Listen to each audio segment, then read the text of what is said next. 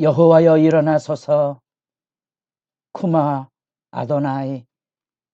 여호와여 돌아오소서.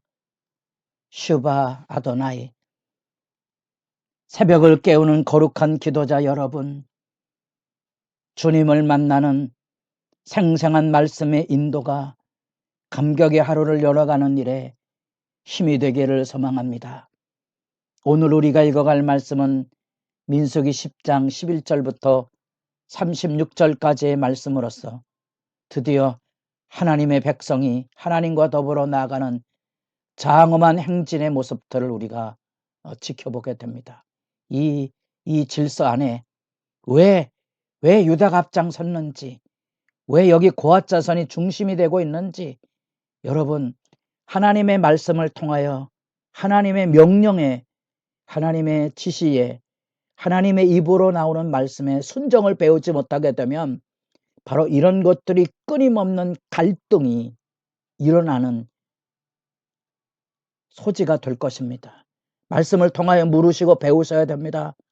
그 물음과 배움을 통하여 우리는 부부간의 남녀의 질서도, 교회 안의 이 거룩의 질서도 합력하여 선을 이뤄가는 아름다운 역사를 만들어갈 수 있을 것입니다. 그렇지 않으면 분쟁과 다툼, 늘 언급하지만 지지고 볶는 사람이 되지 마십시오. 수치와 부끄러움에 무너지지 않기를 원합니다. 하나님의 인도하심에 1장부터 9장까지의 거룩의 질서와 훈련이 소중하다는 거 잊지 마십시오. 레위기의 말씀이 오늘날 우리들이 일상 안에서 얼마나 하나님 앞에 거룩의 질서 앞에 바로 서지 못한 것에 대한 죄씻음, 하나님의 뜻에 순종함, 어떻게 하면 우리가 하나님 앞에 바르게 살아갈 것인지에 대한 도덕적인 법정적인 질서, 얼마나 많은 사람들과 기쁨으로 먹고 마시는 평화의 질서, 그런 것들이 오늘날에도 절실하다는 것을 새삼 생각해 보십시오. 우리가 왜 하나님의 명령, 하나님의 말씀을 소홀히 여기다가 11장부터 이루어지는 불평과 원망의 덫에 쓰러지는지, 여러분의 삶 안에 하나님의 말씀이 고린도전서 10장에 나타난 대로 거울이 되고 본보기입니다. 악을 즐겨하지 마십시오. 원망하지 마십시오. 우상 숭배하지 마셔야 됩니다. 우리는 매일 하나님의 인도하심을 받아야 됩니다. 지금 그 장엄한 출발을 10장 11절부터 시작하고 있습니다. 우리가 1장부터 10장 10절까지 이 어려운 하나님의 거룩의 질서를 배우는 과정, 이 훈련을 가볍게 여기면 넘어집니다.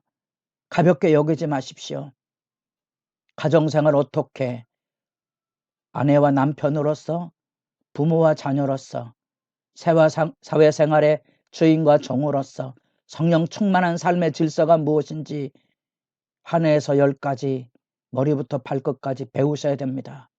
훈련하셔야 되고요. 회복하셔야 됩니다. 싸맬 수 있어야 됩니다. 그 질서가 있어야 지금 이 하나님과 동행하는 믿음의 영광의 아름다움을 가지고 새 출발할 수 있습니다.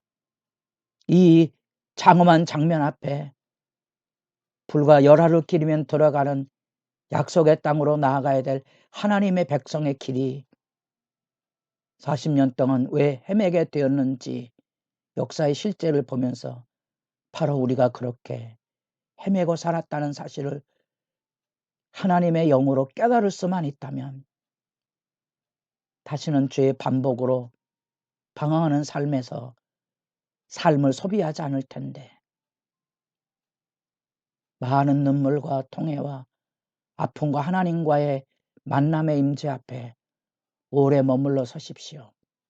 그게 지혜입니다. 그것이 믿음입니다. 그것이 복됨입니다. 그것이 구원입니다. 그것이 영생입니다. 이 하나님의 이 질서 앞에 행진의 순서, 군대 진용까지 하나님께서 다 가르치셨습니다. 그 가르침의 행진의 순서까지 다 정해 주셨습니다. 왜 앞장 누가 서느냐? 하나님 앞에 명령에 순종하는 법 배우셔야 됩니다. 교회는 사람들이 뜻으로 움직여지는 데가 아닙니다. 거기 하나님의 질서가 있는가? 경이로움이 있으셔야 됩니다.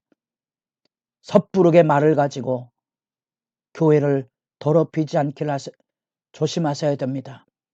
부부간에 서로의 목소리를 높여서 가정을 부패한 자리로 떨구지 않도록 조심하셔야 됩니다. 두렵고 떨림이 있어야 됩니다. 진정한 참회와 용서와 회복과 싸매임이 있어야 됩니다. 아침에 일어나면 아내는 남편의 삶을 돌아보는 일에 따뜻한 봉사의 삶이 되고, 남편은 아내를 향한 사랑의 축복 기도를 열 수 있는 매일의 관계를 농담으로 여기지 마시고 그게 구원의 길이고 그게 거룩의 질서입니다. 교회를 섬기십니까? 교회는 일꾼을 어떻게 세워야 되는지 민수기 말씀을 통해 배우십니까?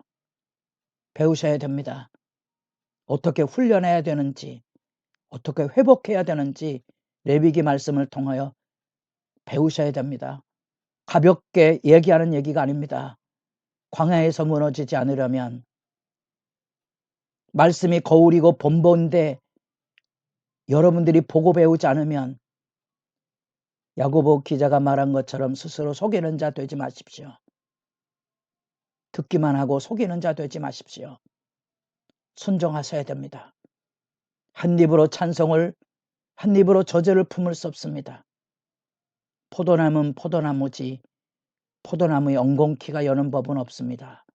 여러분, 거룩의 질서가 무엇인지 아십시오. 이 새벽이 왜 생명과 같은 시간이라는 거 여러분도 절규하듯이 만나셔야 됩니다. 하나님과의 만남이. 그리고 이 하나님의 거룩한 행진에 놀랍지만 모세는 장인의 동행을 요청합니다. 우리가 출애굽기 2장, 출애굽기 18장 곳곳에서 미디안 사람 루의 아들 호밥 또는 이드로 루엘이라는 이름을 만나게 됩니다. 학자들 간의 논쟁이 많지만 고대 히브리 안에 그 가족 체계 안에는 아버지와 아들을, 할아버지와 아들, 이 같은 아들이라는 개념 안에서는 동격으로 아들이란 말을 씁니다. 벤이란 말은 아들도 되지만 손자도 됩니다. 그래서 정확하게 구분을 짓기는 어렵지만, 그래서 하나님의 말씀은 좀 간략하게 읽으시고 본문의 의미를 살피시면 도움이 될 것입니다.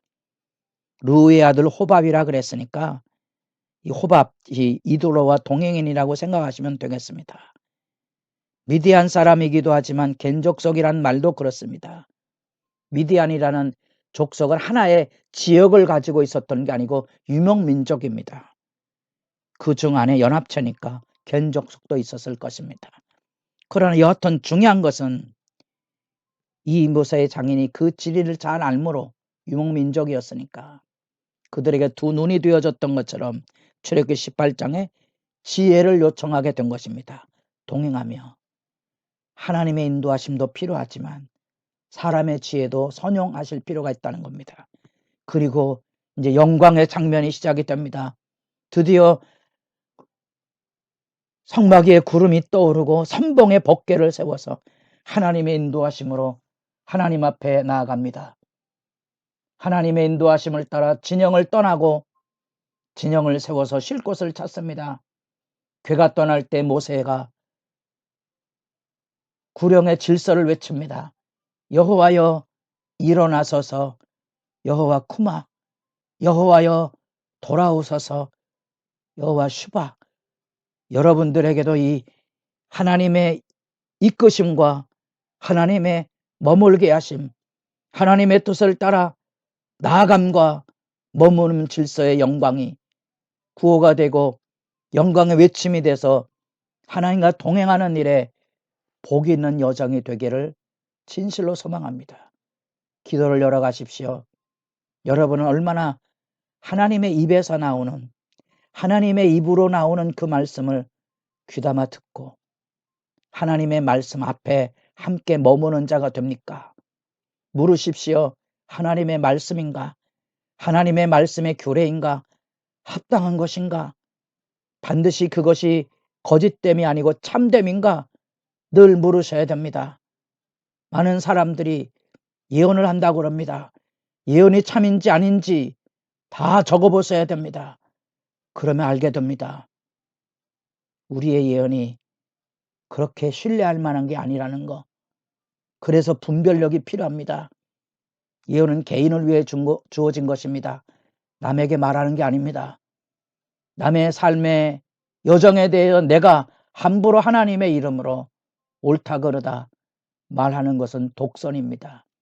하나님의 명령이 얼마나 두려운 것인가를 늘 살피시고 성찰하십시오. 그리고 순종하십시오. 절대 순종입니다. 그 거룩한 진설을 만들어 가셔야 됩니다. 개인의 훈련과 교회의 훈련으로서. 지금 우리는 영광의 구름이 떠오르는 장면과 구름이 머무는 영광의 인도와 더불어 모세의 장인의 지혜가 필요하다는 것과 이제 그 길의 여정에 인도하심과 쉴 것을 열어는 참된 예배의 삶, 그 거룩한 외침의 구호 여호와여 일어나소서, 하루를 여시고 여호와여 돌아오소서, 하루를 마치는 복 있는 여정이 되기를 바랍니다.